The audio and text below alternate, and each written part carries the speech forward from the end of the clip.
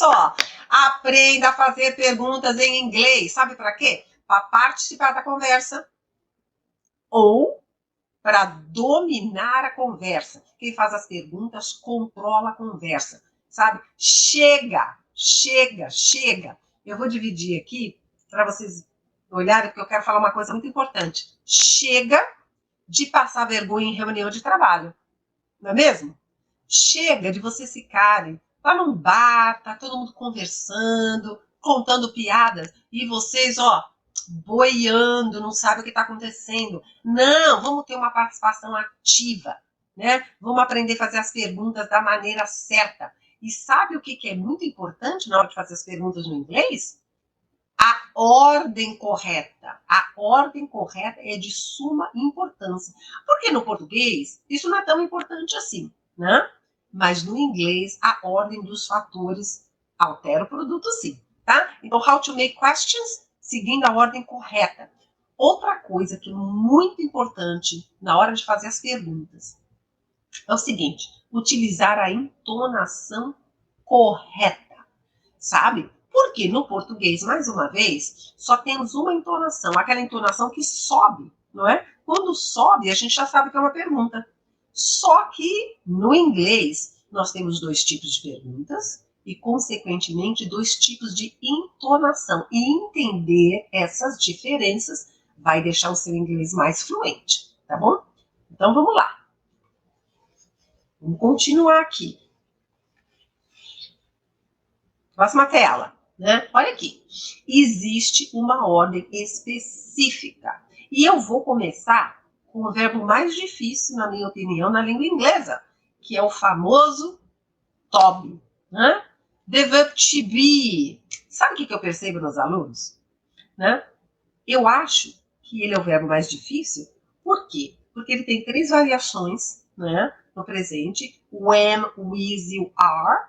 Né?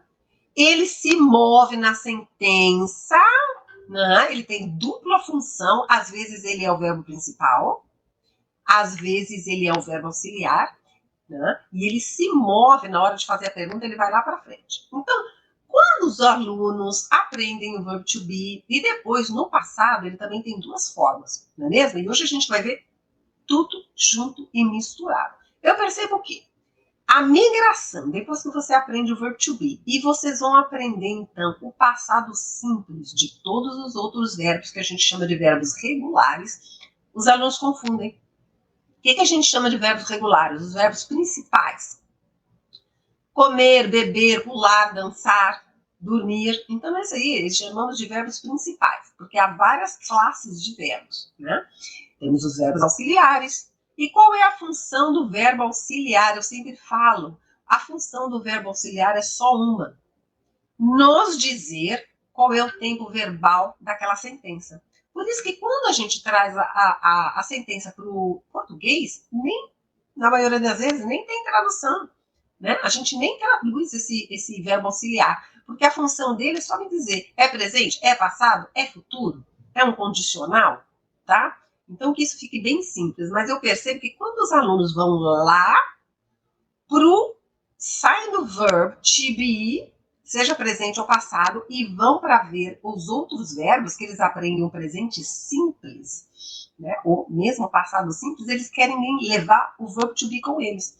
Aí eles começam a falar coisa tipo I'm, do.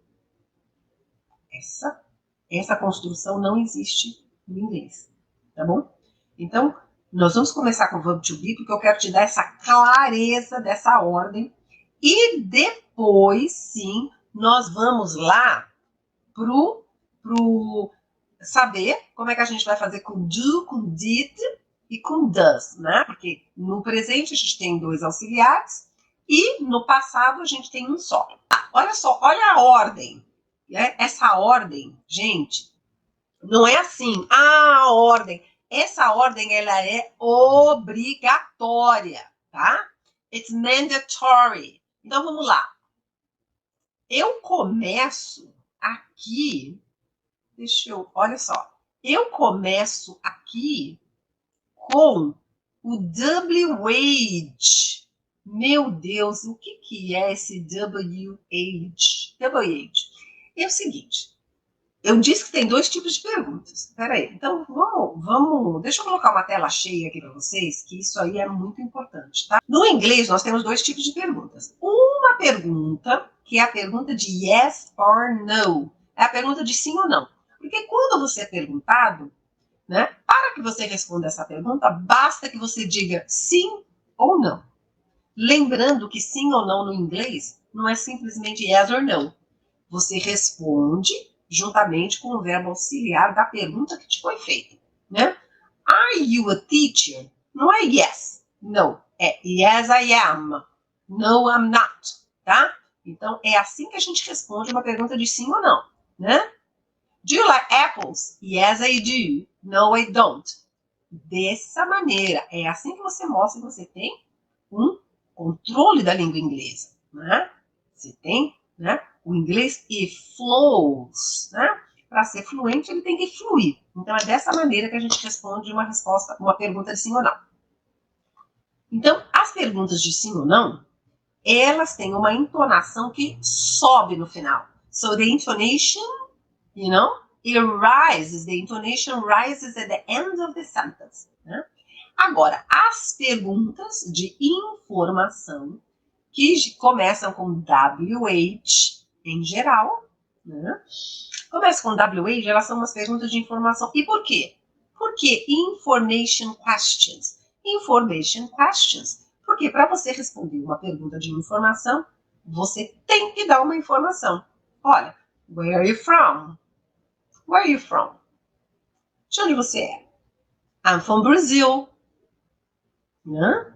Então, olha só, essa é a diferença. E por que é tão importante saber distinguir os dois tipos de pergunta? Porque, como eu disse, yes or no, the intonation is going to rise at the end. Então, yes or no, sobe no final. Agora, de information question, né? As perguntas de informação, ela sobe, mas no final ela desce, ela morre embaixo. E isso vai fazer toda a diferença, porque os alunos ficam fazendo perguntas com um único tipo de entonação. E isso dá para perceber que a pessoa não é fluente, tá? Então vamos lá. Vou voltar para a tela aqui, vou dividir aqui de novo.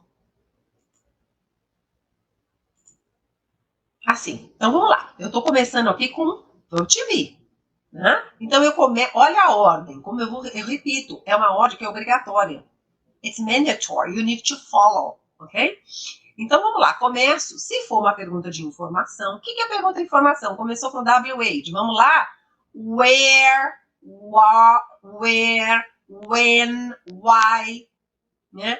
How. Também tem o WH aqui, tá? Também. Então começou com WH, é pergunta de informação. Então você já sabe que a entonação vai descer no final. Thanks for the likes there in Instagram. Thank you. Então vamos lá. Começou com WH. Aí depois, se é uma pergunta com um verbo to be, o verbo to be tem dupla função. Ele vai lá para frente, não é mesmo? E depois eu estou seguindo isso aqui, embora esteja no inglês, mas eu estou explicando em português. Então começou com WH, where, why, when, how. Depois, se for verb to be, vem o verb to be. Are, is, ok? E depois vai vir o sujeito da sentença. Olha aqui, esse subject, que poderia ser assunto, neste contexto, quer dizer, sujeito, tá? E depois, a gente vai ter um segundo verbo. Se for necessário. Porque se o verbo to be está lá na frente, se ele for o verbo principal, eu não vou ter outro verbo. Are you Vilma? Are you Vilma? Então, eu não tenho outro verbo. Agora, se for um presente contínuo, né? Are you studying now? Então, eu tive o verbo to be na frente e depois eu tive esse outro verbo principal. Então, é por isso que eu coloquei aqui. Vai ter aqui um outro verbo, if applicable, se necessário. E depois, gente, essa é a ordem que vocês têm que entender, porque depois eu coloquei aqui um C de complement, complemento. Porque se você acertar essa ordem inicial, o complemento vai vir de maneira natural. Então, vamos ver isso aqui na prática. Tá aqui, ó. Siga a fórmula. Siga a fórmula, não tem erro, né? Então, olha só, nós vamos começar aqui com o quê? Com WH. Olha aqui. Se for uma pergunta de informação, começa com WH. Eu coloquei 4 exemplos de WH. Where, que é onde. E eu já vou falar para vocês tomar cuidado, porque os alunos confundem o where, onde, às vezes com were, que é o passado do verb to be, tá? Então eu tenho where, que é aberto, e eu tenho were, fechado. Ele vai aparecer aqui e eu vou te mostrar, tá bom? Então, where, onde. Outro exemplo aqui, what, que é o que ou qual. Why, por que para perguntas. E mais uma vez o what. Então aqui eu tenho 4 perguntas de informação. O que vai acontecer com essa entonação? Ela sobe e morre embaixo no final. Ela desce, né? Só que, olha aqui o meu primeiro exemplo. Eu não tenho um WH. Eu comecei direto do verb to be. Uma pergunta bem simples. Olha aqui, eu estou seguindo a fórmula. Be de verb to be. Is. Aí eu tenho o sujeito da sentença. Ana. E aqui, o que eu disse? Vai ter um verbo se for necessário. Eu não tenho um verbo aqui principal, porque eu só tenho o verb to be. E a pergunta é muito simples. A Ana é uma estudante? Is Anna a student? Is Anna a student? Is Anna a student? Então, essa entonação, ela sobe no final, tá? Então, você reparou? Eu estou respeitando a ordem aqui. Verb to be, sujeito. Eu não tenho um verbo, porque é uma pergunta somente com o verb to be. Eu não tenho um verbo principal e o complemento, ó. Is Anna a student? Is Anna a student? Vamos ver a segunda aqui? Porque a segunda eu mostro para vocês uma pergunta com o verb to be, certo? Mas, né, eu tenho o segundo verbo, só para vocês entenderem. Então, aqui eu comecei com o verb to be. Was. Então, esse verb to be, presta atenção. Tá em que tempo verbal? Simple past, né? Simple past, né? Então tá aqui, was, né? E aí eu tenho o meu sujeito, Mark, certo? E agora eu tenho o tal do verbo principal, eating, né? E o complemento, fast food. O que eu estou perguntando aqui? Se o Mark está comendo fast food. Não, ou estava, porque o verbo to be está no passado. Então, olha, eu estou seguindo a minha ordem. Se você seguir essa ordem, vai dar tudo certo, né? Was Mark eating fast food? Was Mark eating fast food? Ok? Então, é só você seguir essa ordem. E perceba que o verbo comendo, esse aqui, o que é o verbo comer, é que é o verbo principal. Porque nesta frase, na segunda sentença, aqui na segunda pergunta, o verb to be, que está no passado, ele tem uma função de verbo auxiliar. Certo? Was Mark eating fast food? Were Mark eating fast food?